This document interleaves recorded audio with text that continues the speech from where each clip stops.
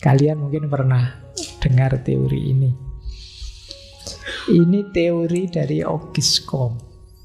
Dulu pernah kita bahas. Saya ulang sekilas. Kalau ini sosiologi. Jadi masyarakat itu berkembang. Tambah pinter masyarakat dalam perkembangannya, tambah dia meninggalkan yang supernatural.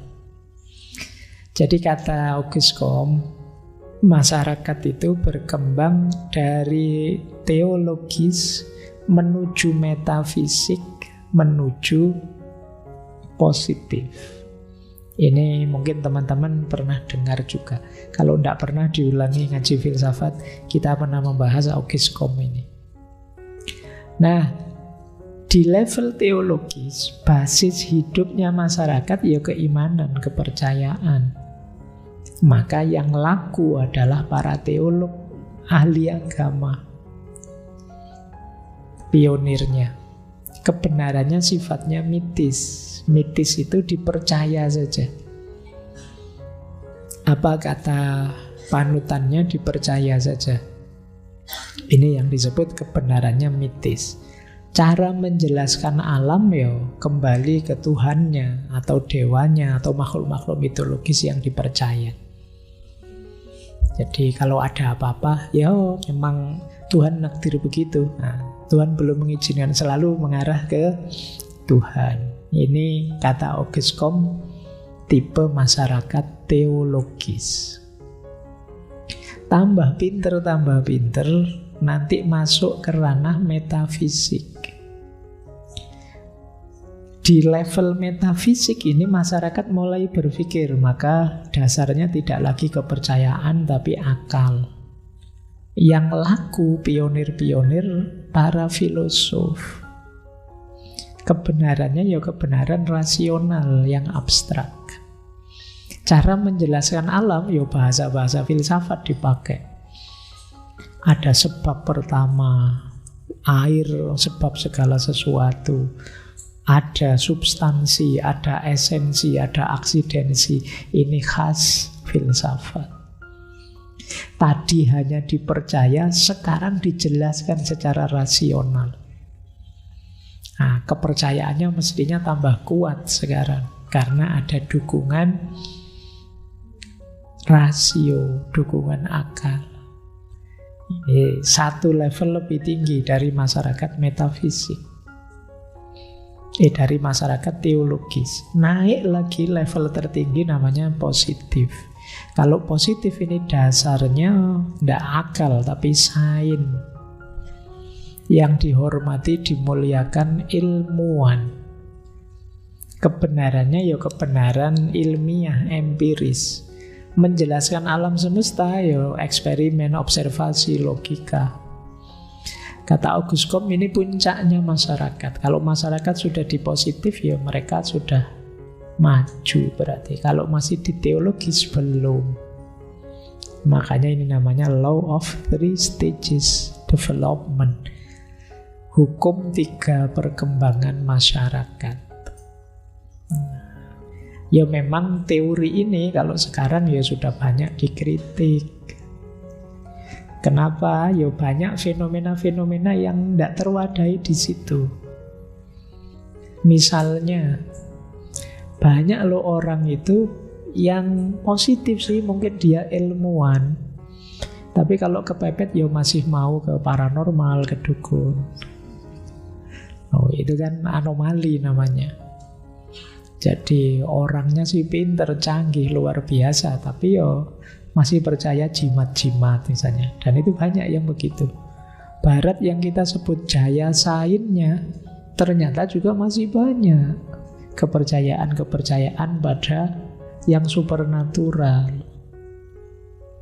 Jadi bisa saja masyarakat kita ini secara sekaligus ya teologis, ya metafisik, ya positif. Tidak harus nunggu selesai metafisik dulu baru positif. Nah, buktinya ya di tengah masyarakat kita tiga-tiganya ada. Yang logikanya teologis masih banyak, yang metafisik ya paling tidak yang ngaji filsafat ya jalan. Yang positif ilmuwan sains juga jalan kok. Penelitian-penelitian di kampus-kampus juga jalan. Jadi ya ini namanya teori. Bisa cocok, bisa enggak, bisa relevan, bisa enggak. Tapi teori ini disusun oleh Ogiscom kan untuk meng-highlight perkembangan peradaban barat yang menang, yang jaya karena sains. Maka terus dianggapnya kunci kesuksesan peradaban itu ada di sains. Maka masyarakat harus meninggalkan gaya hidup teologis. Ya minimal metafisik lah, biar ndak beriman membuta. Ya syukur-syukur bisa positif. Baik, silahkan kalian perdebatkan, diskusikan situasi ini. Karena kadang-kadang kan kamu juga mungkin tidak setuju teorinya, tapi prakteknya juga mengikuti ini. Kan kadang-kadang kamu jengkel tuh kalau ada orang Allah sedikit-dikit agama, dikit-dikit Tuhan misalnya. Nah itu kamu mengkritik teologisme berarti. Atau sudahlah tidak usah bulet kayak para filosof, pastinya saja apa. Itu kamu sedang mengkritik yang metafisik. Atau kamu sebenarnya tidak mau dituduh teologis, kamu pengennya positif. Tapi karena gaya hidupmu teologis, ketemulah yang positif dengan yang teologis. Akhirnya apa? Kamu bawa kamera canggih ke kuburan-kuburan. Itu kan pertemuan antara yang teologis dan yang positif. Nanti kamu cari pakai kamera infrared. Itu kan positif itu kan, untuk menemukan makhluk-makhluk supernatural tadi. Sopo ngerti ke foto, sopo ngerti kan. Nah itu ketemunya yang positif dengan yang teologis. Baik, ya nanti kamu cek sendiri ya betapa kompleksnya hidup kita, tidak sesederhana yang diteorikan oleh Ogiscom ini. Kadang-kadang kita itu ya positif, ya metafisik, ya teologis. Kalau pas ngeyel ya kita metafisik. Kalau pas males teologis, pasrah pada Tuhan, segalanya diserahkan, itu kan. Kalau pas semangat baru positif. Baik, kita lanjutkan. Nah, kalau ini tadi saya singgung sedikit ya, kenapa sih kita percaya pada yang supernatural, gunanya apa? Ini namanya fungsi. Fungsi percaya pada yang supernatural. Ini saya kumpulkan dari banyak tokoh, banyak teori ya, biar jadi satu, biar mudah. Yang pertama ada yang bilang dalam banyak peradaban, dalam banyak budaya, percaya pada yang supernatural itu berfungsi kohesif, menyatukan kita. Tuh, dalam Islam kita kenal ukhuwah Islamiyah. Kan kita jadi kompak, jadi satu karena ada identitas supernatural yang sama. Tadi ada totem. Totem tadi kan identitas supernatural juga. Jadi ada fungsi memudahkan kita jadi kompak, jadi terikat satu sama lain, jadi menguatkan ikatan sosial. Itu yang disebut fungsi kohesif. Alhamdulillah keimanan kita sama. Itu kan lebih mudah kompak. Tidak perlu capek-capek menyepakati apa dialog lagi, tidak. Wong kita sudah sama. Itu namanya ada fungsi kohesif. Yang kedua, percaya pada yang supernatural itu ada fungsi suportif. Fungsi suportif, fungsi pendukung hidup. Hidup kita ini kadang-kadang kalau mengandalkan yang normal-normal saja, selesai kita. Tidak berdaya kita, wong kita manusia itu lemah. Adanya kepercayaan pada yang supernatural sering menguatkan kita, mendukung kita. Tidak apa-apa, saya sengsara di dunia, besok di akhirat. Nah itu kan lumayan, kamu masih ada semangat. Orang itu kok enak ya, jahat mulai bayi sampai mati. Enggak, tapi nanti di akhirat ada siksaan. Coba tidak ada yang supernatural, kamu putus asa sudah. Kalau gitu saya jahat saja, Pak. Buktinya itu jahat enak terus. Jadi ada fungsi suportifnya. Jadi kalau kamu kepepet kan tinggal lari ke Tuhan. Nasihat yang paling populer kan pasrah saja pada Tuhan. Itu kesandaran yang luar biasa itu. Jadi supportive function. Yang ketiga, percaya pada yang supernatural itu ada disciplinary function, fungsi pendisiplinan. Kesadaran pada yang supernatural kan membuat kita tertib. Ada yang ngawasi nih, yang di atas. Kita tidak sendirian loh. Ini kan membuat kita tidak berani sembrono. Otomatis kita hati-hati. Apalagi kalau yang supernaturalnya Allah, Tuhan. Wah sudah. Kita merasa diawasi terus, dilihat terus. Kita tidak berani lagi macam-macam, tidak berani lagi sembrono. Ini yang disebut disciplinary function. Ada lagi yang lebih luar biasa, revitalizing function. Membuat kita refresh lagi, segar lagi, baik secara individual maupun secara sosial. Jadi refresh itu ya, misalnya secara sosial, insya Allah nanti akan datang Imam Mahdi. Ini peristiwa-peristiwa supernatural seperti ini membuat kita segar lagi. Alhamdulillah setelah ibadah sholat dalam sehari 5 kali saya rasanya lebih tenang. Itu revitalizing. Merasa dekat terus dengan Tuhan, dengan yang supernatural. Kita itu diawasi terus oleh para malaikat.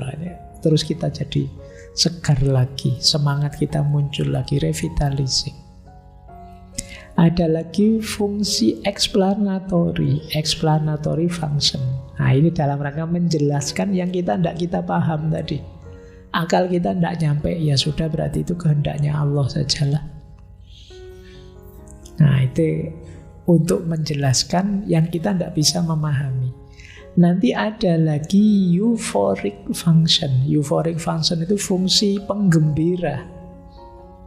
Jadi ketika kita sedang suntuk, sedang stuck, tidak tahu mau kemana lagi, yang supernatural ini bisa hadir mengembirakan kita. Kok saya sesedih ini sih? Wong ada Allah kok. Kita bisa ceria lagi. Dosa saya kok banyak loh Pak. Tidak apa-apalah, Tuhan Maha Pengampun kok. Kita gembira lagi. Itu euphoric function. Dan yang terakhir, ini juga menarik, ecological function. Fungsi ekologis.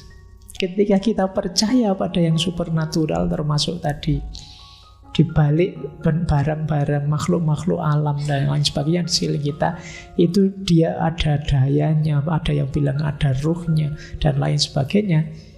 Itu kan membuat kita menghargai alam sekeliling kita, tidak berani sembarangan. Mau nebang pohon, wah nanti kalau penunggunya marah gimana? Itu kan lebih membuat sakral. Itu kearifan-kearifan nenek moyang kita kan juga masuk ke situ. Kadang-kadang ada pohon yang dikasih kain kayak baju. Itu kan kita apa berani sembarangan nebang yang kayak gitu, tidak akan berani.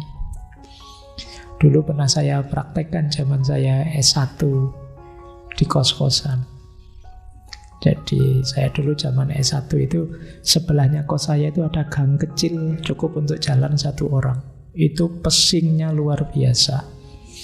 Karena orang lewat kadang kencing di situ. Itu dikasih tulisan apa saja tidak mempan sudah. Dilarang kencing di sini. Itu ya tetap kencing di situ. Ditambahi lagi dilarang kencing di sini kecuali anjing, tetap kencing pagi. Paling batinnya dia dianggap anjing ya ben sementing kencing. Akhirnya sama teman-teman dia kasih trik, beli bunga yang biasa dipakai untuk ke makam itu ditaburkan di situ setiap hari Kamis. Nah, begitu mau kencing lihat bunga, kamu aja yang ngeri kan mesti. Nanti khawatir anumu tiba-tiba bengkok kena. Iya. Oh, akhirnya tidak berani. Ternyata lumayan loh, kepercayaan pada yang supernatural bisa mencegahmu melakukan kerusakan di muka bumi. Jadi itu yang disebut ecological function. Coba kamu cari inspirasi ya mengatasi sampah itu yang sekarang kan kita bingung di Jogja ini, dengan kearifan ekologis memanfaatkan yang supernatural. Karena kita itu biasanya lebih ngeri kalau ketemu yang supernatural itu. Kalau sanksinya cuma denda 10.000, 20.000 itu kita masih nekat. Coba sanksinya kamu diculik wewe gombel atau apa gitu, mungkin kamu lebih ngeri lagi. Nah, baik ya. Jadi ini fungsi percaya pada yang supernatural. Saya tidak tahu untuk konteks hidupmu yang lebih operatif yang mana, tapi ada banyak sekali. Jadi kita percaya pada yang gaib itu ya secara duniawi manfaatnya ternyata juga besar.